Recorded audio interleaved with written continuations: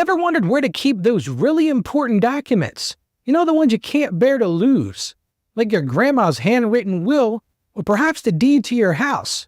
Well, today we're diving deep into the world of safe deposit boxes and exploring whether they're the right fit for your precious possessions. So stay tuned. Welcome back to the Ask Ralph Show, your daily dose of financial wisdom infused with faith.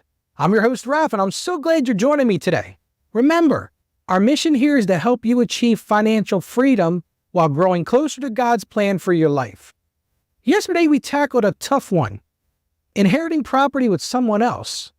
It can be a real blessing, but also a potential minefield if you're not careful. If you missed it, be sure to catch the replay.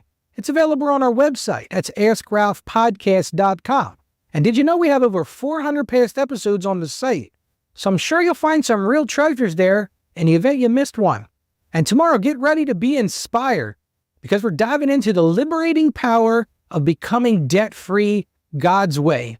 We're going to explore the biblical principles of financial stewardship and how discipline, coupled with faith, can break the chains of debt. It's one you don't want to miss. But for today, let's unlock the mystery of safe deposit boxes. Now, before we even get started, I want to remind you that this podcast thrives on your questions. That's right, Ask Ralph. It's more than just a catchy name, it's an invitation. So if you have a burning financial question, whether they're big or small, don't hesitate to reach out. You can find all the details on our website. Again, that's at AskRalphPodcast.com. There's even a microphone at the bottom right of the site, which allows you to leave a message with your questions. I encourage you to use it today. All right, let's talk safe deposit boxes. You know those little metal drawers tucked away in the vault at your bank? They sound pretty secure, right? Well, they can be, but there's more to it than meets the eye. First things first, what exactly is a safe deposit box? Some listeners may not even know they exist. In this digital age, they may have never even seen or stepped foot into the bank, or they deal exclusively with online banks. Simply put, it's a rented container, usually located within a bank's vault. It's designed to provide extra security for your valuables. Think of it as a fortress within a fortress. It's sort of like renting an apartment for your valuables, but the apartment's in the middle of Fort Knox. Now you might be asking, Ralph, do I really need one of these? Well, that depends. I used to run a credit union, and we had these safe deposit boxes in this big vault. So I know firsthand the value some people see in these. Let's start with what you should keep in a safe deposit box if you choose to get one. These are items that are difficult or impossible to replace. These are generally those original copies of vital documents. These things might include your will, maybe your birth certificate, marriage licenses, adoption papers, property deeds. You definitely don't want these getting lost or damaged. They may also be irreplaceable items. Think of those family heirlooms, precious jewelry you don't often wear, or those rare collectibles. These are things that can hold sentimental or significant monetary value. It might also include important financial records. While you might keep digital copies elsewhere, having physical backups of things like stock certificates, bond certificates, and even a list of your account numbers can be a lifesaver in the event of a fire, or how about a flood or some other natural disaster. Now here's what you probably don't need to keep in a safe deposit box: your passport. You might need this in a hurry, and banks have limited hours. Plus, if you're traveling, you'll need it with you anyway. Well, how about your copy of your original house key? I know that sounds kind of silly, but imagine needing to get into your house in an emergency and your keys are locked away in the bank vault. Not ideal. And here's a big thing, and this is going to make you laugh. Anything that's illegal. This should go without saying, but let's keep things on the right side of the law, folks. This is not the place to store that stolen jewelry or other shady items. Now I know what you're thinking, Ralph. You make these safe deposit boxes sound like the Fort Knox of personal storage. Are they really that safe? The truth is, yes, they really are.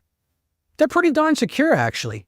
Banks invest heavily in security measures like reinforced walls, time lock mechanisms, and surveillance systems. Plus, accessing your box usually requires multiple forms of identification and often the presence of a bank employee. Generally, there's two keys. You have one and that bank has one. But, and this is a big but, they're not foolproof. There's always the risk of natural disasters, human error, even, dare I say, criminal activity. Yes, banks get robbed sometimes, even though safe deposit boxes are the target. But to be very honest, that's not really normal. I used to serve as the president of the Delaware Association for Bank Security, and the truth is, folks, Most bank robbers seek to be out of that branch in 60 to 90 seconds. So I really don't think them sticking around to break into your safe deposit box is a reality. So what are some alternatives to safe deposit boxes? I'm glad you asked that question. How about a home safe? These can be a good option for smaller valuables and documents you might need quick access to. Just make sure you invest in a high-quality safe and bolt it securely to the floor or to a wall. You can pick up fireproof and waterproof safes. These offer an extra layer of protection against the elements and can be a wise investment, especially if you live in an area prone to natural disasters. You also might want to consider digital storage for important documents. Consider scanning and storing them securely in the cloud. Just be sure to use strong passwords and enable two-factor authentication. Treat these things just like you would treat them if they were stored in a vault. Now, I know all this talk about security can feel a bit overwhelming, but remember, the most important thing is to be thoughtful and intentional about protecting your valuables. And that brings me to a crucial point. Our true treasures are not material possessions. As Christians, we're called to store up treasures in heaven, not here on earth. It's so easy to lose sight of that in our pursuit of protecting our stuff. Remember, it's just stuff in the end.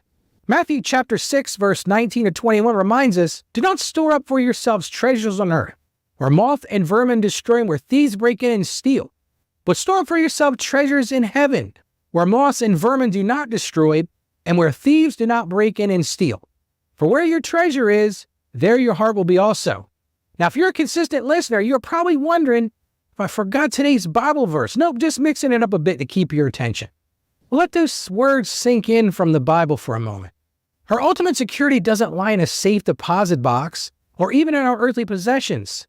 It lies in our relationship with God and investing in eternal things. So as you consider the best way to safeguard your values, remember this: keep your priorities in check. Protect what's important, but don't lose sight of what truly matters. Now, before I go, I want to remind you to check out our website. I mentioned that a few times. That's at askroutpodcast.com. There you can find show notes, transcripts, and all sorts of resources to help you on your journey to financial freedom. And don't forget to subscribe to our email list so you never miss an episode. And hey, if you found today's episode helpful, do me a favor and share it with a family or friend who could benefit from it as well. Let's spread the word about financial wisdom and faith. Until next time, stay financially savvy, and God bless you.